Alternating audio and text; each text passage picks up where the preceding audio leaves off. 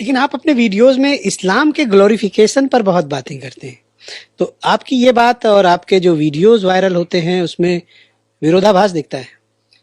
इस्लाम का ग्लोरिफिकेशन तो और आरोप भी बहुत लगते हैं आपके ऊपर, ऐसे खतरनाक स्टेटमेंट आते हैं। पढ़ते हो स्टेटमेंट आप, कभी रिप्लाई पढ़ते हो आप? मौलाना अवध ओझा, हाँ। इस्लाम का ग्लोरिफिकेशन हर आदमी करेगा जिस दिन मुसलमान इस्लाम को समझ जाएगा। एक छोटी सी बात आपको बताता हूँ। मुसलमानों पर एक आरोप लगता है कि यार ये जो तो बहन नहीं मानते किसी को, इनके में तो रिश्तों का संबंध ही नहीं है, इनके लिए तो भाईजान मतलब दिन में भाई रात में जान। अभी कितना गंदा आरोप है मुसलमानों पे। इस्लाम मतलब जिसके पास ईमान है उसके लिए दुनिया की सारी औरतें माँ के समान है, उसको रिश्ते की क्या जरूरत है? आज तक किसी मुसलमान ने आपको ये बात बताई? नहीं। मुंह झुका के से बैठ जाते हैं कि बताओ यार हमको गाली दे रहा है। अरे तो उठ के जवाब दो, समझाओ। क्या समझाओ? कि जिसके पास ईमान है, नियत जो अंदर से शुद्ध है, उसके लिए सारी औरतें माँ के समान है।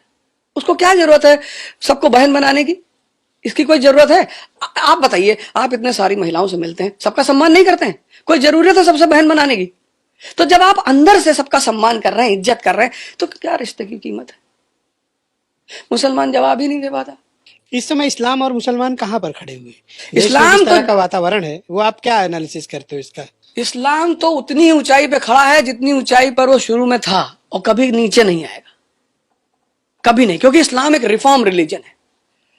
जितने तत्कालिक रिलीजन की कुरीतियों थी उस पर प्रहार किया इस्लाम ने, किसी से कोई दुश्मनी नहीं निभाई। ये बहुत गलत आरोप। हाँ, मुसलमानों के मैं खिलाफ बोलता हूं, ये उल्टी सीधी हरकत करते हैं। हजरत अली, युद्ध चल रहा है, एक आदमी के सीने पे कूद के बैठते हैं, निकाल के खंजर मारने के लिए, वो उनके मुंह पे थूक देता है। जब वो थूकता है वो खंजर अंदर रख लेते हैं। क्यों? मार भी तो सकते थे। हाँ, उसने कहा क्या हुआ? उसने कहा तुमने मेरा मन विचलित कर दिया। मेरा मन आज तक कभी विचलित नहीं हुआ था, तुम्हारे थूकने से मेरा मन विचलित हो गया, अब मैं तुम्हें नहीं मारूंगा। अरे उसने कहा गलती कर रहे हो। बोले क्या सिद्धांत रहा होगा?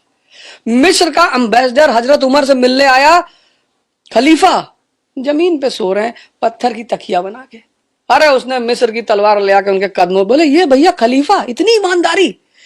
यहां देश में गांव का प्रधान 4 फॉर्च्यूनर से चल रहा है, वो खलीफा से कपड़े फटे हैं, उसके ईद में अब खरीदने के लिए, अपने बच्चों के लिए कपड़ा खरीदने के लिए पैसा नहीं है।